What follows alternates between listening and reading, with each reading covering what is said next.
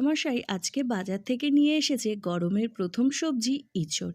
সেটাই আবদার যে ভালো করে রসিয়ে কষিয়ে রান্না করো। যেমন কথা তেমন কাজ, লেগে পড়লাম ইঁচড় রান্না করতে। প্রথমে ইঁচড়গুলো ভালো করে কেটে ধুয়ে নিয়ে নুন হলুদে সিদ্ধ করে তুলে রাখবো। এরপর একটা মশলার পেস্ট বানিয়ে নেব। তার মধ্যে আছে আদা, রসুন, কাঁচা লঙ্কা, টমেটো, গোটা জিরে, গোটা ধনে।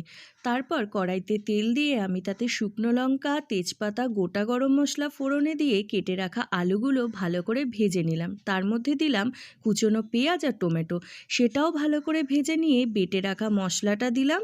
তার মধ্যে দিলাম পরিমাণ মতো নুন, চিনি আর হলুদ গুঁড়ো দিয়ে ভালো করে কষিয়ে নিয়ে দিয়ে দিলাম কিছুটা কড়াইশুঁটি আর সিদ্ধ করে রাখা এঁচড়গুলো।